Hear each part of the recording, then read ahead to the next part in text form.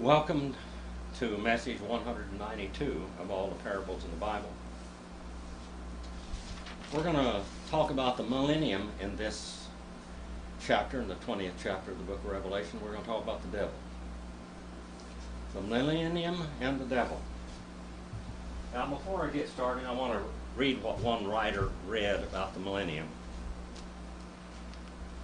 Not all Christians believe in the millennium. They're all millennialists. From eternity past, God made plans. With Adam, with Noah, with Abraham, Moses, and the church age that began at the seashores of Galilee. All the way to the end of the church age, there will be a tribulation period upon the earth for 7 years to bring Israel back to God and to judge the nations for what they've done, and judge all false religion and bring it to an end, the final doom of all false religion, called the Great Harlot. And then we have a millennial reign. Now let me read what this writer says. The millennium, a term thousand, actually in Greek is kilia, thousand ater, 1,000 years, refers to the 1,000-year reign of Christ in connection with his return to earth. Some Christians believe the millennium will be an age of blessedness on the earth. Some believe the millennium is the present church age, a period of indefinite length. Still others regard the millennium as a way of referring to the ages of eternity in the future. The Bible's only specific mention of the millennium is the 20th chapter of Revelation, a book of visions and prophecies written by the Apostle John while in exile on the island of Patmos. Many Old Testament passages, though, refer to the millennium reign, as in Isaiah 11 and verse 4, Jeremiah 3:17, Zechariah 14 and verse 9. Interpreters differ greatly in their understanding of the millennial reign of Christ, when and it shall recur. The post-millennialist expects Christ's visible return to earth after the millennium. That's a post-millennial view. They look for teaching and preaching to usher in a 1,000-year reign of peace.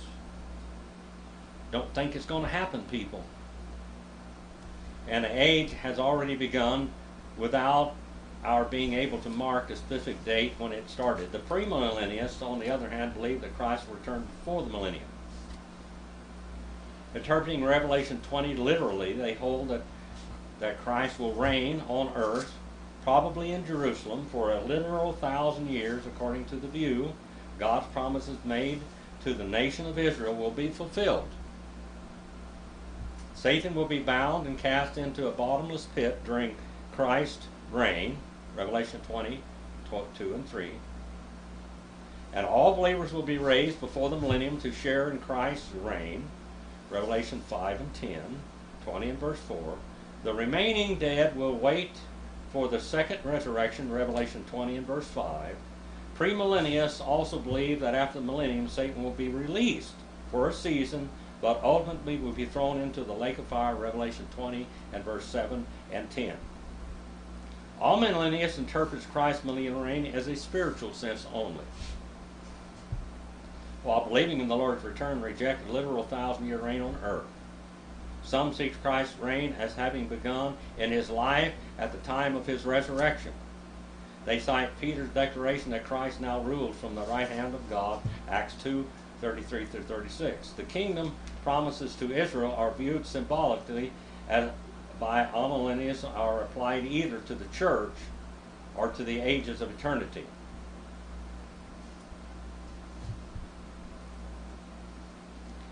Now, we're going to see many things in here that rival amillennialist and postmillennialist views.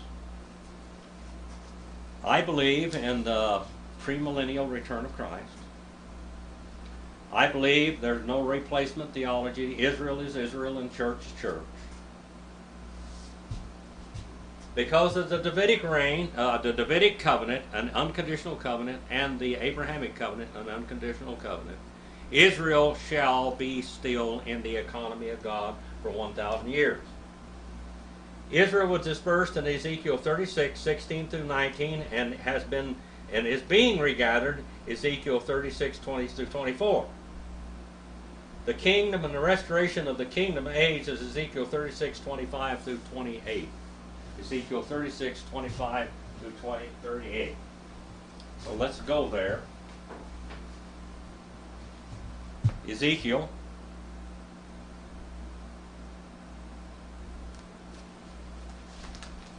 25, or 36 that is. Ezekiel 36,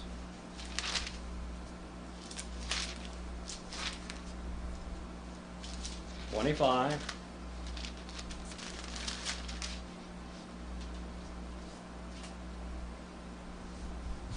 then I will sprinkle clean water on you, and you will be clean. I will cleanse you from all your filthiness and from all your idols.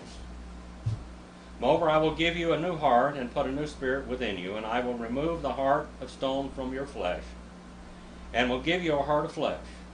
I will put my spirit within you, and cause you to walk in my statutes. And you will be careful to observe my ordinances. And you will live in the land that I give to your forefathers, so that you will be a people, and I will be your God. Moreover, I will save you from your uncleanness, and I will call for the grain and multiply it, and I will not bring a famine on you. I will multiply the fruit of the tree and the produce of the field, that you may not receive again the disgrace of famine among the nations. Then you will remember your evil ways and your deeds that were not good, and you will loathe yourselves in your own sight for your iniquities and your abominations, and that's what every child of God should do. Repent, repent, repent. I am not doing this for your sake, declares the Lord. Let it be known to you. Be ashamed and confounded for your ways, O house of Israel. Thus saith the Lord God, Jehovah Elohim, on the day that I cleanse you from all your iniquities, I will cause the cities to be inhabited, and the waste places to be rebuilt. And the desolate land will be cultivated instead of being desolate in the sight of everyone who passes by. And they will say, this desolate land has become like the Garden of Eden, and the waste of desolate ruined cities are fortified and inhabited. Isaiah 51 and verse 3. Ezekiel 31, 9. Joel 2 and 3. Ezekiel 36 and 10. These are all part of this prophecy, and they are literally to be fulfilled. Then the nations that are left around about you will know that I am the Lord, and have built the ruined places and planted that which is desolate, and I, the Lord, have spoken, and I will do it. Thus says the Lord God, this also I will let the house of Israel ask me to do for them. I will increase their men like a flock. Like the flock for sacrifices, like the flock at Jerusalem during her appointed feast, so will the waste cities be filled with the flocks of men, and they will know that I am the Lord. And all of this is because that God remembered the unconditional covenant that they made with Abraham and with David. Revelation 20 and verse 1. And I saw the angel coming down out of heaven, having a key, a cleie, of the bottomless pit, the abyss, and a chain great upon the hand of him. That chain there is a symbol of authority. Now, the book of Revelation is a book full of metaphors, allegories, hyperboles, and parables. And here we have it. We have a real millennium, but during this millennium, Satan will have no influence upon this earth. Revelation 20, 1 through 3. All right? And we will see all this take place. Zechariah 14, Isaiah 11 are the requirements for this period of time. We could go and read every one of these scriptures in the Old Testament. We read some right now. The millennium is real. It's 1,000 years. The postmillennialists believe that God will be, that the church will bring in the millennium. People, Islam, is bringing in the judgment of God, not the millennium. We shall see. And I saw the angel coming down out of heaven, having the key of the abyss, and a chain engraved upon the hand of him. And he laid hold of the dragon. Now here we have several titles of Satan. He's called the Dracona, the Tanin in Hebrew, the dragon, and the serpent, the Ophis, or the Nahash in Hebrew, and the old ancient one, which is the Diabolos, the destroyer, Satan. And the Satan, and he bound him, Kilia ete, 1,000 years. 1,000 years.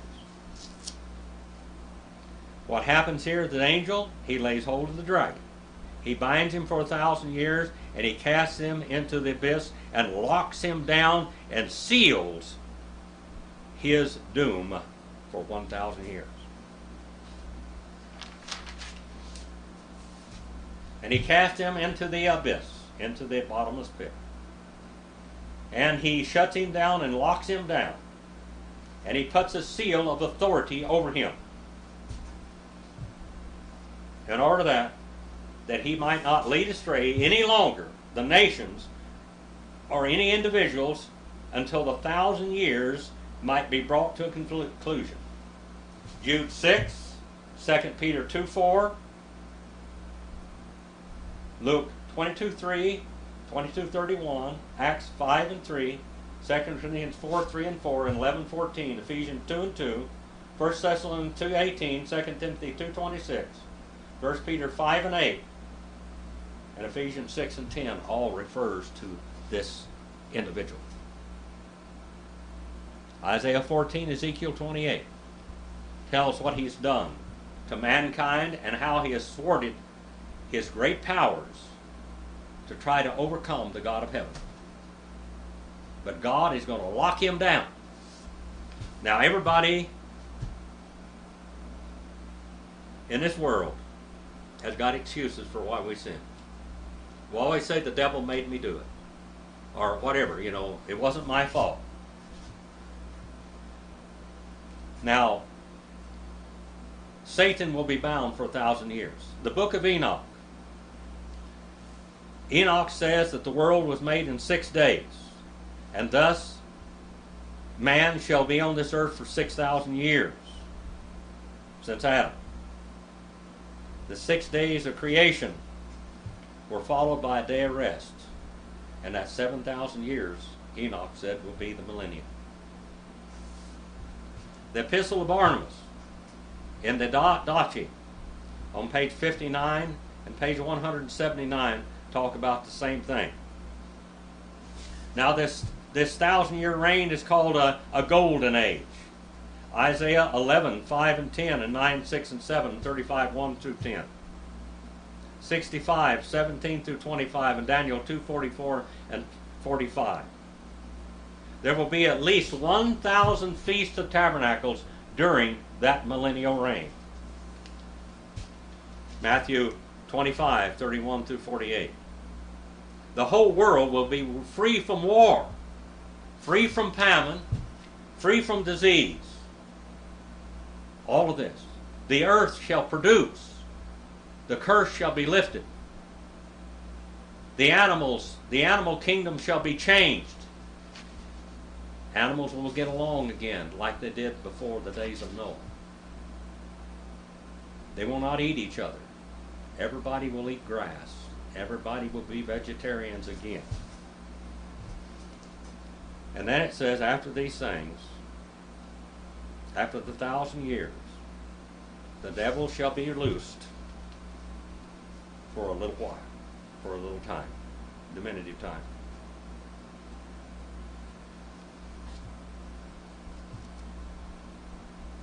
we will have the great change in the animal kingdom. The Lord shall be judge of righteousness, Isaiah 11:4 and 5. There will be no more sickness, Isaiah 33 and 24. Israel will have the promised land that God promised to Abraham onward. They shall have that land in Palestine and all over, all the way from the Euphrates down to Egypt. They shall have. Vegetation shall grow like weeds grow today, and there will be no more weeds. No more vile serpents. No more wicked fleas and ticks and lice and things that inhabit.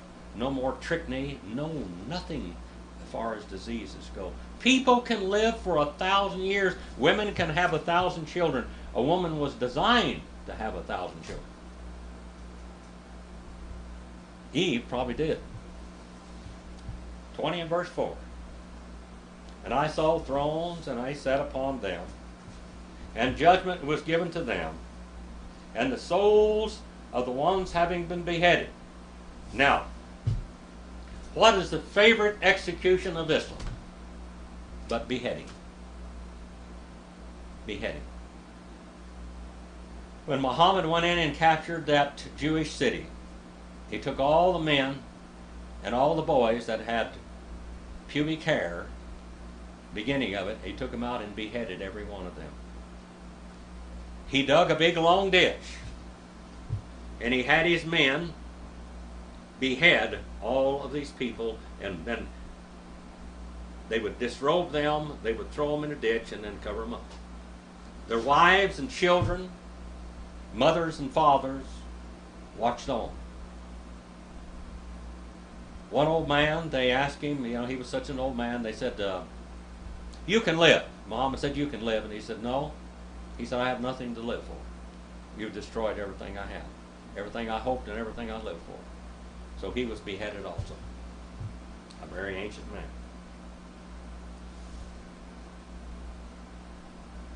And I saw thrones, and they that sat upon the thrones, and judgment was given to them. And the souls of the ones having been beheaded because of the witness of Jesus. Daniel 7 and 9, 7:22, Matthew 19:28, John 14 and 19. Revelation 3:21, 6 and 9, 1 and 9, 13, 12, 15, 18, 5 and 10, 20 and 6, and 22 and 5. All refer to these people. People that died. 5 out of every, according to the Word of God, 5 out of every 6 Gentiles will die during that tribulation period. And these are the ones that died believing in Jesus. 2 out of every 3 Jews will die. I don't know how many of them believed. But that 1/3 left, and that 144,000 are staunch believers in Jesus, whom they crucified. The witness of Jesus, and because of the Word of God.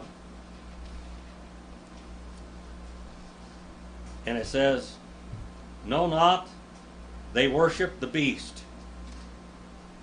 Remember now, Islam has eschatology as the Bible has eschatology. I believe the beast that rises is the same beast that is prophesied in the Quran, the Sunnahs, and the Hadiths. Islam says that a Mahdi, which is a direct descendant of Fatima, his daughter, shall be born. He will be called out of Syria. He shall be 40 years old when he begins to reign. He will reign for 7 years. He will be a reluctant ruler, but many nations shall swear allegiance to him, and he shall go out conquering to conquering, conquer to conquer, conquering to conquer. Revelation 6 and 1. Corresponding to the Hadith and the Sunnah. He will be accompanied by a beast. Now, the book of Revelation tells us about the beast, and God gives descriptions of them. Well, Muhammad always wanted to do better. Now, Muhammad's beast is going to have the head of a bull, the ears of an elephant, the eyes of a pig, the horns of a stag, the neck of an ostrich, the front part of the body of a lion. His color would be the color of a tiger, had tail of a ram, the hips of a cat, and the legs of a camel. 20 feet between the joints. Quite a illusion. But that beast of Islam will mark every one of the true believers of Islam. And the authority of that name is there is no God but Allah, he has no companion, and Muhammad is his messenger. That's the authority of that beast. On their foreheads, in that banner, and on their arm, that banner, as all jihadists wear today. They will go forth with another companion called Isa, the Jesus of Islam, born of a virgin, but for no reason, did miracles, and he shall do miracles again to prove that the beast and the Mahdi are true. For 7 years, this is going to go on according to Islam. The Bible says 7 years also. He will make a covenant with the Jews. They will move the cobblestone from Mecca to Jerusalem. They will build a temple, and the Jews will be able to worship there for a while. In the middle of that tribulation period, that person, the Antichrist, will stand in the middle of the temple, swearing that he is God. And the Jews, when they see that, God's going to change their heart, and they're going to flee, and God will protect them for 3.5 years from the Mahdi, the beast, and the false Isa, the false prophet. While the false prophet does miracles, their Jesus will do miracles in the sky and all kinds of things. And many will believe and receive the mark of the beast. But these did nothing. The witness of Jesus, because the word of God, and they did not worship the beast, nor the image of him, nor had they received the mark upon the forehead and upon the right side, the right arm of them, and they lived and they reigned with Christ 1,000 years. Now these are tribulation saints. They're going to have a very special place with God for 1,000 years. They're going to rule and reign. Now, personally, I believe that the resurrected David will be on the throne in Jerusalem. And God is going to reign from Jerusalem. Jesus will be with his bride for 1,000 years in that great, glorious city, which we're going to talk about. And the ones reigning, the dead ones remaining, not they lived until was completed the 1,000-year reign. 1,000 years. And this is the resurrection, the first. The first resurrection takes place here and here. This, all of the Old Testament saints and the church and the saved are all resurrected here. These that are saved during the tribulation period will be resurrected and put with the Lord and rule and reign with him. Only saved people will go into the millennium in their bodies, epitaskes upon the earth. No person will go into the millennium that is not a believer. Jesus is going to slay with the power of his mouth every person that is not a believer at the end of this tribulation period. There will be at least 144,000 Jews, and these Gentiles left of the nations that believed. They will go in and live for 1,000 years. Now during that 1,000 years, some will be executed because they will not believe, but all rebellion will be instantly put down.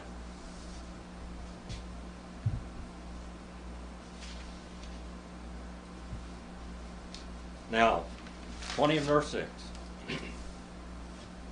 Blessed and the holy the ones having part in the resurrection, the first resurrection. Upon these the second death, know not it has authority, but they shall be priests, belonging to God and belonging to Christ, and they shall reign with him the 1,000 years. Now I'm going to tell you something. This 1,000 years is over and over and over said. The 1,000 years is repeated over and over in the 20th chapter of the book of Revelation. That really 1,000 years is 1,000 years. The Lord wouldn't have used it so many times. Isaiah 63, 1 through 6, Daniel 2, 44 and 5, Zechariah 14, 1 through 15, Matthew 24, 29 through 31, and Matthew 25, 31 through 46, and Jude 14 and 15. Now, 1,000 in Greek is kilia. 1,000 in Latin is milli. Years in Latin is Adam, Anna. And years in Greek is ete. We talk about 1,000-year reign. 1,000 years. It is real. 20 and verse 7. And whenever it may be completed, the 1,000 years, he shall be loose, Satan, out of the phylakes, out of the prison of him. And he shall be sent out, released out for himself to deceive and lead astray nations. Now, these nations that are here are the same nations that are on the earth today. But the earth will be changed greatly. Now, where in the world is he going to get these rebellious people? People will know that there's a God. There will be no atheists in the 1,000-year reign. There will be no agnostics in the 1,000-year reign. There will be no rebels for that. There will be rebels in that 1,000 years reign, but they will not be able to stand. But they will rebel not because of Satan, not because of any demon, but because of their own Adamic nature. The Adamic nature is alive and well for that 1,000 years. That 1,000 years proves to mankind that they don't need the devil to sin. You don't need evil spirits to sin. We're sinners by nature. We would have done the same thing in the Garden of Eden that Adam did, and Eve. We have that same DNA in us. That same spiritual rebellion in us. And he shall go out to deceive and lead astray the nations, the ones in the four corners of the earth. In other words, that's everywhere. And Gog and Magog. Now, where's Gog and Magog? This is not Russia. This is in Asia Minor. This is in what is known as Turkey or Armenia. These are Islamic nations, and that was the seat of the Islamic Empire, the Ottoman Empire, that sixth empire that ruled after Rome. And that shall rise again. Now, somehow, these same people will go out that are descendants from that area, even though they had to believe and they had to worship God by force, rod of iron. Jesus will rule with a rod of iron. But once Satan is turned loose, he shall go gather his own to assemble them unto the war. And that's the battle of Gog and Magog at the end of the 1,000-year reign. This is Armageddon over here. This is the battle of Gog and Magog over here. And the war of whom the number of them as the sand of the sea. Now people will multiply in that 1,000-year reign, especially when they have no disease and there is no death. And there will be thousands and thousands and thousands born during that period of time. And not one of them will die unless they rebel. As the sand of the sea. Like the promise of Abraham, your seed will be like the sands of the sea, your physical seed, and like the stars of heaven, your spiritual seed. And they went up over the breadth of the earth. They encircled and come up and camped around the saints, the city having been loved. It came down. And fire out of heaven. And it devoured them. Ezekiel 38, 9, 16, 22, 39 and 6, Deuteronomy 23, 4, Psalm 87, verse 2, and Revelation 13, 13.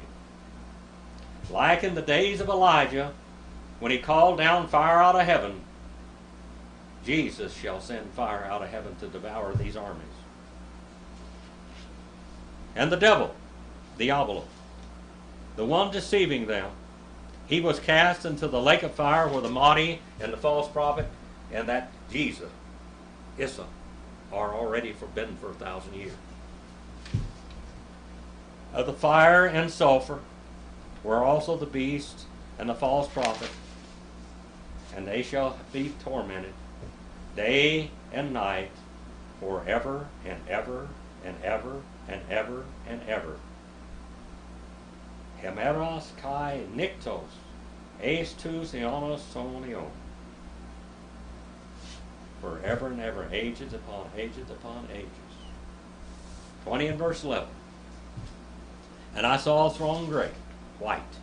This great white throne, judgment, is where all of the lost from here all the way to here are going to be judged. That's a great white throne judgment. Now, when we're judged by Christ, we're judged according to what good deeds we did after we've been saved, and we're rewarded for what we did. And we will have different categories in heaven and in hell, according to what they've done. There will be terrible places of torment and places that are not quite as bad, and what we call degrees in hell and degrees in heaven. I think those that will suffer greater are the false prophets that have gone out and led people astray. Jezebel will be there. Jezebel was a liar and a perjurer. Remember when she took Naboth's vineyard and had people testify against him that he had cursed God, and she had him stoned, and old Ahab got Naboth's vineyard? She's been suffering for that ever since in Hades, but now she shall suffer in hellfire. Muhammad was suffering today in Hades. Joseph Smith, Charles Taze Russell, Mary Baker Eddy, all these are suffering. Gardner Ted Armstrong, Herbert Armstrong, all of those that have led people astray by the thousand and kept them from the grace and the mercy and the salvation of God shall suffer greatly for every one they have led astray. And I saw a throne great white, and the one sitting upon it, from the face of it the whole earth fled, and the heaven, and the place not it was found for them. The judgment seat of God. Romans 14, 10 through 12. This is the throne of eternal justice. There will be no foul play here. No bribes, no pleas. Nothing but guilty people that thwarted the grace of God and led other people away from the grace of God. God created the heaven and the earth, Genesis 1 and 1. The earth she became formless and void and chaos.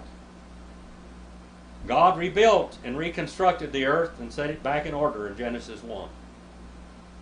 God shall purge, purify, and restore and make that new, renovated heavens and earth. 2 Peter 3, 10 through 13. And I saw the ones dead, the ones great and the ones small, having stood before the throne, and the scrolls, they were opened up, and another book, it was opened up, which is the book of life. And they were judged, the ones dead, out of the things having been written in the scrolls according to the works of them. Not one of these people are going to be rejuvenated. Not one of these people are going to be penally corrected and ever go to heaven again. It's gone. It's over with. There will be no more chances. Many good citizens and people will be citizens of eternal hell according to their deeds. There are many good people in the world today that won't know Jesus or don't know Jesus. But they will be eternal citizens of hell without Jesus Christ as your Savior and Him alone. And the sea gave up the dead ones in her. And the death and Hades, they gave up the dead ones dead, and the ones in them, they were judged, each one according to the works of them.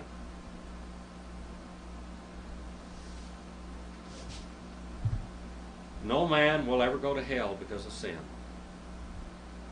They will go to hell because of rejecting Jesus Christ as their Savior. But once they're cast into hell, their deeds, their works shall follow them. And the death, the second, the Hades, they were thrown into the lake of fire. See, Hades is where people are held today. And people, every unbeliever from Adam all the way down to now, and all the leaders of the unbelievers are held in Hades today. That's a temporary holding place of torment. It's not purgatory. It's Hades or Sheol.